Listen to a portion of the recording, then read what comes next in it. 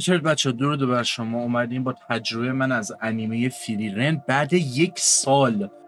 از یه طرف اینطوری بودم که اوکی متنم نگاه میکنم، خیلی چیزا جزئی احتمالا نوشتم و بعضا نوشتم، ولی تجربه هم هست دیگه، اون حسم هم اون موقع کپچر کردم ولی کار نکردم. اما یه اتفاقی که فرق میکنه، یه چیزی که هست اینه که اون حسه رو عین روز روشن انگار میتونم دوباره به یاد بیارم.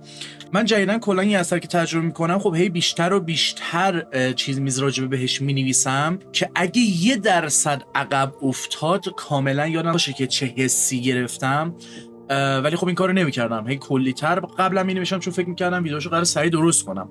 حالا جالبه ویدیو اون شکلی 1 سال افتاده عقب، بعد الان که جزئیات بیشتر مینویسم فرداش ویدیو رو درست میکنم. منتها برگردیم عقب‌تر، من چیز خاصی نمی نوشتم و این باعث می شد که اوکی یهو 6 ماه بعد من راجع به 50 تا اثر پشت سر هم باید صحبت می کردم و می دیدم خب من اصلا نصف اینا رو اصلا یادم نمیاد. الان چیکار کنم؟ چه غلطی بکنم؟ خب نمیشه که یا بی خیال می شدم یا راجع به اون اثر صحبت نمی کردم یا اینطور بودم که بذار 4 تا ریویو ببینم به امید اینکه مغزم تریگر شه ببینم موقع من مثلا چه حسی داشتم که معمولا هم خب این اتفاق نمی افتاد. حالا فریرن این متن رو دارم، ولی با این حال میخوام اینو بگم که اگر تو اون حالت هم بودیم بازم حس میکنم یک جوری اون حسه برای من مونده بود که اگر من 10 تا چیز دیگرم یادم رفته بود هنوز لذت میبردم و خوشحال میشدم که دارم راجع به این فریرن صحبت میکنم. فریرن کلا مثل غذایی میمونه که از اول اون پایه و اساسش درست پخته شده و چیزی که کاملش میکنه اون ادویه هاشه، موزیک و هیومر و خیلی چیزا درست کنار هم قرار میگیرن که دلت نمیخواد این غذا تموم شه و هر بار میخوای از یه تیکش بخوری که بیشتر طعم یک سری چیزا زیر زبونت بمونه و بیشتر مد نظر بگیریشون. از اون غذاهاییه که حتی اگه توی همون ژانر چیزای مثل بهش رو بخوری هم باز اون چیزی که عزیزتره،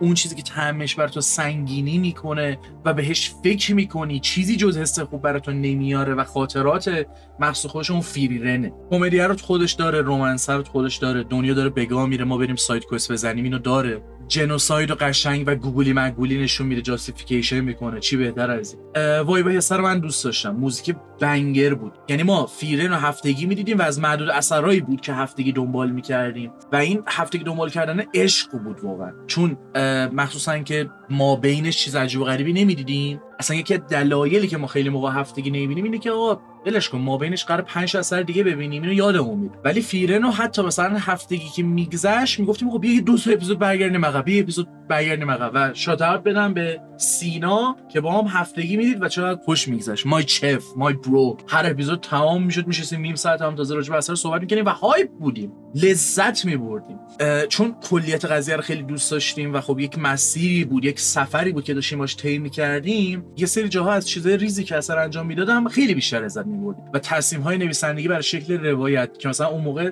چند تاشو نوشتم ممکنه اشتباه هم کرده باشم به خاطر جوگیری و این حرفا و اصلا بعضیشون رو دقیق یادم نمیاد دارم به کجا اشاره میکنم، برای همین اول ویدیو اون پروسه ویدیو رکورد کردم و شرح دادم، ولی خب بعضیشون رو میگم. مثلا اون موقع اینطور نوشتم که دیده بودم خیلی از این قضیه خوششون نیاد، ولی من حتی برام کمدی و باحال بود که به نسبت پی او وی و سنی که کاراکتر داره ملت 50 سال دارن عذاب میکشن. فیره اینطوریه که لا لا لا لا لا الان نمیشه زد دیگه، بی خیال، من میرم 80 سال دیگه میام اینو میزنم، فقط بذار تو دفترچه‌ام بنویسم که یادم نره که یه جنوساید دیگه مثلا رخ نده. خب بریم کوست بعدی. لا لا لا لا لا من به هیچ اهمیت نمیدم. خب کسی که عاشقش بودم مرد و اون موقع نفهمیدم عشق یعنی چی و حتی مخاطب همونقدر به کاراکتر اهمیت نمیداد، ولی حالا هر سری که یادش میافتم یه فلش بک میزنم که تازه واقعا میدونم که این کاراکتر مرده و باعث میشه فریرن بیشتر بفهمه یک سری چیزا، ما هم اشک بریزیم و بخندیم به اینکه دست در نکنه داداش که الان طرف مرد شما یادت افتاد که عاشقی، دست در نکنه، مرسی. و یه سری چیز میز راجع به نقد قدرت و یک سری سلسله مراتب ها نوشتم ولی یادم نمیاد اصلا منظورم چیه و چی رو با دنیای واقعی مقایسه کردم. اون موقع کلا به خیلی چیزا بیشتر توجه کردم، مثلا جالب بود یک سری تصمیم ها، مثلا چطور شکل پاور اسکیلینگ رو به تو شهر میده یا چیزهای مختلف. آقا شما یه جادوی 1000 ساله داری، ای بابا چه کنیم؟ حالا متاسفم ولی چون دقیقاً 1000 سال گذشته جادوی شما کهنه است و قدرت جادوی مدرن انقدر بیشتره که یک دانش آموزی که مثلا تازه کارش شروع کرده یهو میزنه شما رو وان شات میکنه و تو میفهمی آه عجب چه خوب این حس رو به من رسون که چه خبره. حالا یکی دیگه هست 10,000 سال گذشته ولی هنوز نتونستیم با گذر این همه زمان جادوش رو دفع کنیم و میفهمی ای وای بر من این چقدر قویه دیگه. و یک سری از این چیزها رو مستقیم مثلا به تو نمیگه یا اندازه 2 صفحه دیالوگ بهت بده، 2 تا کاراکتر میندازه جلو هم میگه آقا این خیلی قویه، این نسخوشی میکرده الان یه دانش آموز میزنه وانشاتش میکنه و تو میفهمی عجب وضعیه. پس و این قضیه کجا خیلی اوج میگیره با کاراکتر فلام اگه اشتباه نکنم که طرف آدم بوده ولی انقدر قدرت داشته اینطوری که ببین این چیه دیگه.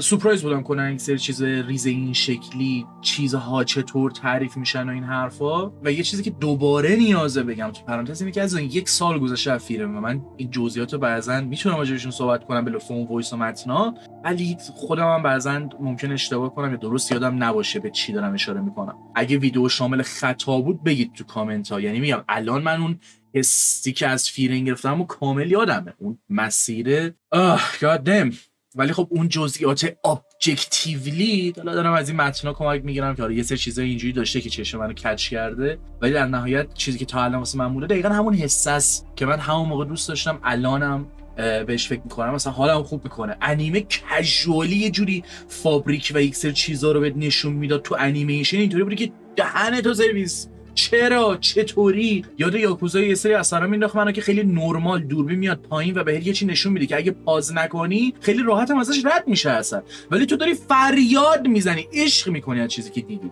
یعنی هر هفته اگه چند ساعت دستم در میرفت فریرن تو توییتر میدیدم سکانس انیمیشن مختلفش رو که ملت شیر میدن و به نظرم بجز یک سری جاها اون پکیج اون انیمیشن واقعا خیلی خوب در اومده، به هیچ وجه خسته کننده نبود. ولی مثلا نوشته بودم اینو که اگه موزیک مثلا یکی 2 لول پایین‌تر بود قطعا یک سری جا نمیتونست اون شکلی کنه و اون حس رو درست کنه و به شکل‌های مختلفی راجع به موزیک بیشتر صحبت کرده بودم، ولی چون بعضی از حرفام درست یادم نمیاد منظورم چیه دیگه اونا رو بیخیال شدم. ولی بازم میگم همون مثلا غذا هست، یه غذایی که درست پخته شده و تمام اون ادویه یه جوری خوش طعمش میکنه که اون تفاوت رو به خودش میگیره و بیا ببین. الان مثلا میگم آقا اصلا بذارید یه وایس گرفته بودم جالبه و تکرارش برام بامزه بود، میدونم دقیقاً راجع به چی دارم صحبت میکنم، ولی خب اون موقع یه مقدار مثلا بامزه است، اینطوری هم که یعنی از چی نمونده من تعریف نکنم یا راجبش صحبت نکنم. حتی خطاها رو هم مثلا اینجوریم که اوکیه و با مزه است، مثلا میگم اینقدر اثر اوکی بوده لذت بخشی بوده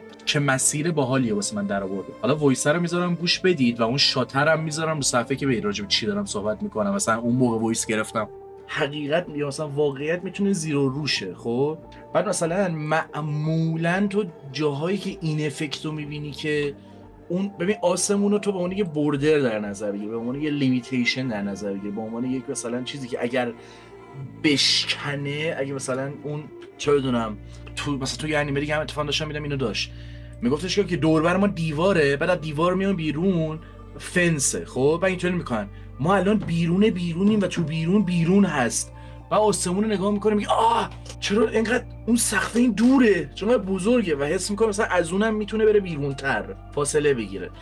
اون فازش اینه که شما اون بشکونی اونو داری بعدهای مختلف قاطی میکنی و داری حقیقت رو جابجا میکنی، یک اون حقیقتی که خارج از توهمه. چی دارم میگم؟ یعنی چی دارم میگم؟ نمیدونم، جمع کنی یکی منو. ولی کلا چیزه میگم فیرن تجربه لذت بخشی بود که باعث شده بود یه چرت و پرتایی یک جفنگهایی میگفتم که بیا و ببین. از اون طرفم خب خیلیه که بعدشون میاد یه سری نقداشون رو میخوندم چون میگم اون موقع قضیه فرست ایمپرشن اینا نبود و تا اونجا که میتونستم ریویو بقیه رو میخوندم، مثلا نظر بقیه رو میدم اینا، یه سری ریویو میخوندم اصلا اینطوری بودم که وای چقدر عقده‌ای، اصلا یک نظرهایی میدادن یک چیزا. فیرن بده چون کاراکتر فلته، چون سکشوالایز نشده به اندازه کافی، بده چون مثلا ابجکتیولی داره این کارو میکنه توی نویسندگی. بعد مثلا همون چیزی که میگفت ابجکتیولی به صورت طعنه‌آمیزی اصلا طرف انگار اثر تجربه نکرده بود، یعنی من ندیده بود که داره چیکار میکنه چون ابجکتیولی چرت و پرت داشت میگفت. ولی اثر تموم شد، ما این وایس ها رو گرفتیم، این صحبت ها رو کردیم و اون خداحافظی سریع و این شوخیه با نخواستن خداحافظی کردن برای اینکه اشکمون رو در نیاره که بیشتر موجب شد زجه بزنیم، عجب سفری رو ساخت. یعنی اون چند هفته دقیقا مثل چند روز گذشت که الان بهش نگاه میکنم و خب درد و نفرین، زمان، ولی آره اصلا تا چیز بیشتری ننوشتم، یه سری چیزهای جزئی هم نوشته بودم که آقا مثلا کاراکتر رو تو شرایط خوبی قرار میده که شرحشون بده، که حس نمی‌کردم هیچ کدوم رندوم دارن همینجوری راجع به خودشون صحبت میکنن، خودشون رو تعریف میکنن، یا مثلا حس میکنم همه چی بیش از حد رو پرده است و خیلی ساده داره جلو میره. و این تجربه که یه چیز خیلی هایپ میشه و میری میبینی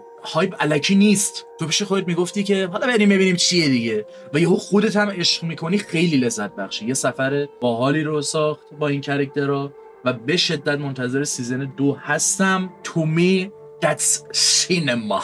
حالا بازم میگم من ممکنه خیلی چیزا رو جا انداخته باشم، یعنی اون موقع یک سری چیزا رو برعکس ننوشتم، به چیزای عجیب و غریبی توجه کردم بیشتر و اوکی. حالا دوباره دیدم فیرن یا سیزن 2 اومد، برای این اثر هم به شکل‌های مختلفی جبران می‌کنیم و ویدیوهای بیشتری میدیم. حالا بعد بشینم اون یکی اثر رو ببینم که دایرکشنش فرق میکنه و بیشتر میخواد حس دانجن دراگونز رو در بیاره، به اون نرسیدم متاسفانه. اونم میگفتن خیلی خفنه. حسی که فیرن در آورد به نسبت چیزی که از اون اثر میدونم که اسمش الان یادم نیست، حس کنم خاص‌تره بر من، ولی خب دوست دارم اونم برم ببینم، تجربه کنم و لذت ببرم. نظر شما، تجربه شما با فیرن چه شکلی بود؟ چه چیزایی به نظرتون جا انداختم؟ اوکیه که بگید تو کامنت ها اگه میخواستید بدونید. من توی کامنت یا دیسکریپشن اون چیزایی که دیگه خیلی مثلا مهم بوده و تو ویدیو راجعش صحبت نکردم و خودم متوجه هم نشدم اشاره میکنم و بیشتر توضیح میدم که تصویر کاملتری داشته باشید از اون پروسه فکری یا تجربه من اگه